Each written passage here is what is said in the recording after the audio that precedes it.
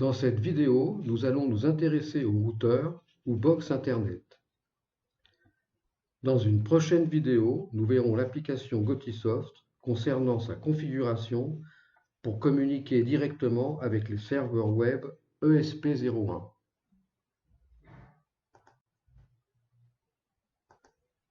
Le routeur ou la box du fournisseur d'accès Internet.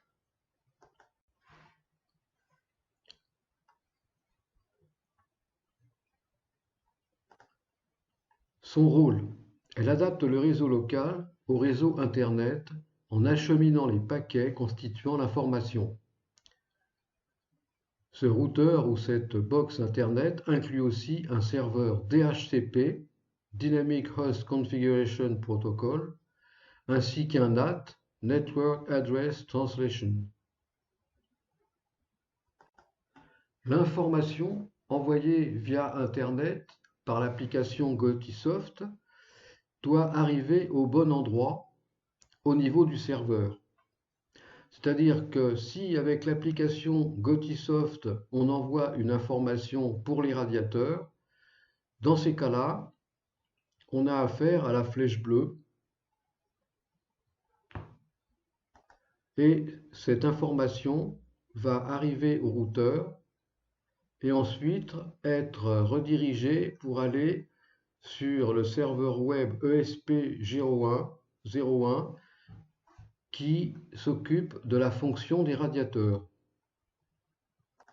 Si l'application Gotisoft via Internet envoie une information pour les volets roulants, cette information doit circuler sur la flèche rouge et être redirigée au niveau de la flèche rouge sur le serveur web ESP01 qui va s'occuper de la gestion des volets roulants.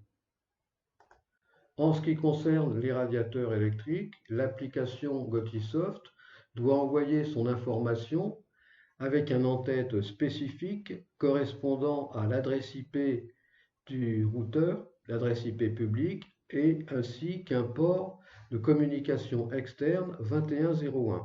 L'ensemble de ces deux informations constitue ce qu'on appelle un socket. Le routeur va transformer ce socket 1A en socket 1B de manière à attribuer au serveur ESP01 une adresse logique de 192.168.1.20 avec un port interne de 80. L'adresse IP publique et le port 2100 constituant le socket 2A correspondant à une information pour les volets roulants sera redirigé en adresse IP logique de 192.168.1.21 pour adresser le serveur web qui s'occupera de la gestion des volets roulants électriques, ainsi qu'au niveau du port 80. On obtiendra de ce fait le socket 2B. Pour récapituler, l'en-tête correspondant au socket 1A concernant l'adresse IP publique et le port externe 2101 sera redirigé vers le socket 1B correspondant à l'adresse IP locale 192.168.1.20 avec le port 80. Le socket 2A correspondant à l'en-tête d'une information pour les volets, la gestion des volets roulants, sera redirigé en socket 2B par le routeur à l'adresse IP 192.168.1.21 et au port 80. Au niveau du réseau Internet, partie gauche du routeur, on a une adresse IP publique correspondant à l'adresse IP du routeur avec un port externe de communication. En l'occurrence, dans cet exemple, on en a deux. On a la même adresse IP pour l'information en bleu et l'information en rouge. Ça correspond à l'adresse IP publique. Par contre, on a deux ports externes différents. On a pour les radiateurs électriques le port 2101 et pour les volets roulants le port 21000. En ce qui concerne le serveur DHCP, son rôle consiste à distribuer les adresses IP à des clients pour une durée déterminée. Le SP01 va utiliser les services du serveur DHCP via la couche 2 du modèle TCP/IP.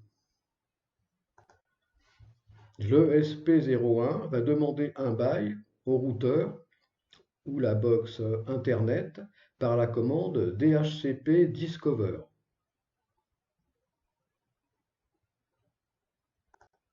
Le routeur va offrir un bail au serveur ESP01 via la commande DHCP Offer en vert. Ensuite, le serveur ESP01 va sélectionner un bail IP via la commande DHCP Request en bleu. Et le serveur DHCP va envoyer un accusé de réception au serveur ESP01 via la commande DHCP ACK. À partir de ce moment-là, le serveur ESP01 a obtenu une adresse IP. Cette adresse IP correspondra à une adresse logique concernant l'ESP01. Logique parce que cette adresse peut être changée. Les adresses IP délivrées par un serveur DHCP ont une date de début et une date de fin de validité. Cette durée de validité est paramétrable. Nous allons maintenant nous intéresser à la configuration du routeur ou de la box Internet.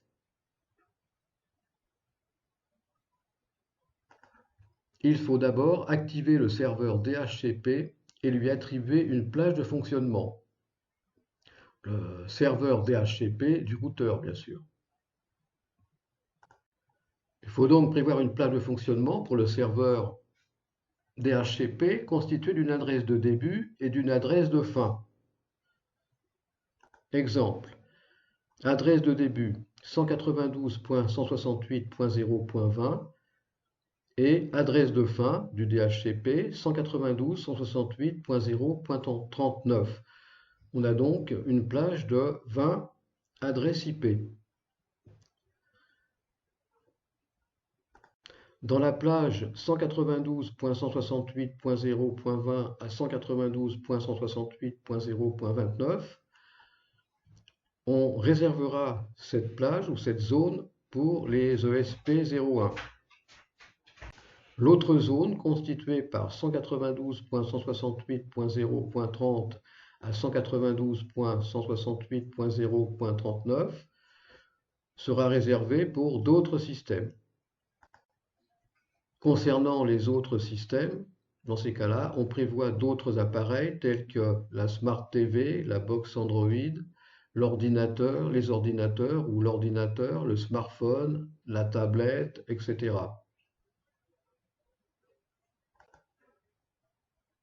Ensuite, il va falloir faire le lien entre un port externe, une IP locale et un port interne en utilisant le protocole TCP. On appelle ça une redirection de port.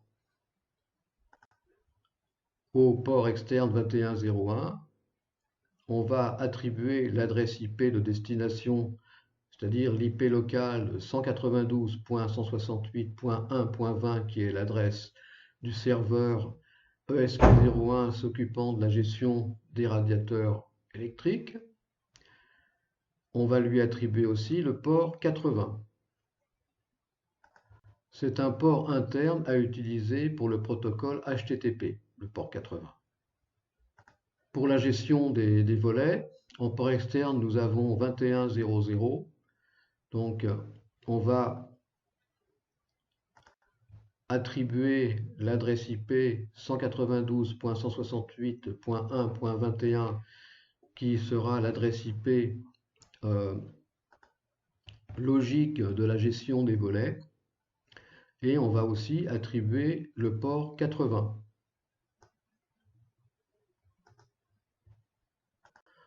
En 2, on doit faire le lien entre l'adresse MAC et l'IP local, qui est l'adresse logique des serveurs ESP01.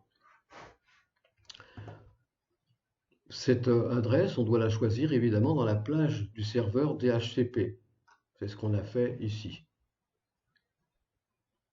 À partir du moment où on attribue une adresse IP locale ou logique d'un serveur ESP01 à une adresse MAC du serveur ESP01, on a affaire au DHCP permanent. C'est-à-dire que pour la gestion des radiateurs, on a l'adresse logique 192.168.1.20 qui sera toujours attribuée à l'adresse MAC B6 E5 3C 8E A3 12.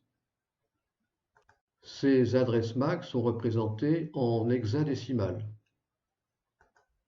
sur 6 octets. Ce sont des adresses physiques qui sont inscrites en dur dans les circuits intégrés ESP01. Chaque ESP01 a son adresse MAC ou sa plaque signalétique unique. On attribuera aussi l'adresse IP locale ou logique 192.168.1.21 à l'adresse MAC du serveur ESP01 B7 E4 53 8E A3 52 qui s'occupera de la gestion des volets roulants. Dans le cas du DHCP permanent, les adresses IP locales n'auront plus une durée de vie limitée par le bail. Pour récapituler, en 1, pour les radiateurs connectés, partie 1 ici, au niveau de la redirection de port, on attribue le port externe 2101 au port interne 80 et à l'adresse IP locale 192.168.1.20. Pour les volets roulants connectés, ici en 2, on attribue le port externe 2100 à l'adresse IP locale 192.168.1.21 avec le port 80. En 2, dans cette partie-là, concernant le DHCP permanent, on attribue une adresse MAC concernant un ESP01 en particulier à une adresse IP locale. Donc, ces deux adresses MAC qui sont différentes et qui concernent deux serveurs différents seront attribuées à deux adresses IP locales différentes.